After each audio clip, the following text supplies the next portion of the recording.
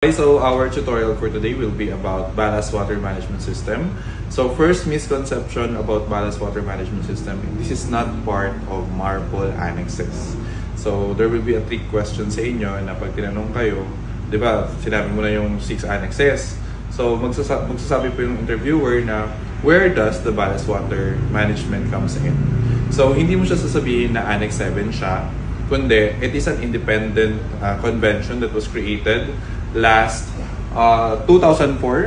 So its full name is International Convention for the Control and Management of Ships Ballast Water and Sediments. No, it was in force last 08 of September 2017. No, it was created because there are a lot of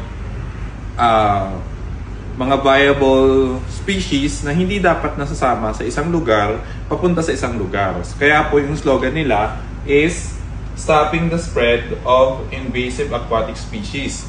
For example, yung piranha, no, nakuha mo siya sa US, tapos dadali mo siya sa London, so magkakaroon ng piranha doon. So, hindi po natin gusto na magkaroon po ng mga species na hindi dapat nandun sa isang lugar. That's why we had created the ballast water management system. So, on board the vessel, may dalawang steps po yan ng regulation. So, nandiyan po pumapasok po yung D1. This is the standard requiring ships to exchange ballast water in open seas, away from coastal areas, and pure organisms survive. No? So, dito po, pwede natin gawin na sequential or flow-through. So, on board the vessel, ito yung meron tayo nung wala pa yung 2004 na convention. Ito lang yung ginagawa natin. Hindi natin siya tinitreat, kundi in-exchange lang natin yung tubig. No, kung saan magagaling na tubig, for example, sa Manila, pupunta ka sa Singapore, exchange mo lang doon sa gitna ng dagat yung tubig natin. And there are still species na natitira doon. That's why they had created the D2. No? Ito po yung standard natin.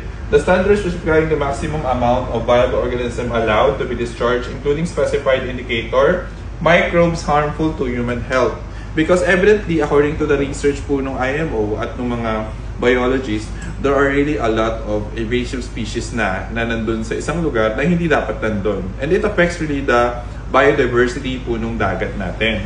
That's why they had created, and it is been required na magkaroon po ng ballast water management plan and specific treatment plan po yung mga barko. So ngayon, in-enforce po siya 8 of September 2024. So moving forward, yung mga barko po natin na hanggang ngayon existing, meron na po silang kanya-kanyang ballast water management treatment plan at may specific po silang nakapit po dun sa barko. So it's very important na mag-document po tayo ng mga ballast water exchanges natin na naka-indicate po sa ating ballast water management plan. So again, hindi po siya part ng MARPOL, ginawa po siya isang convention talaga. Okay? So that's all.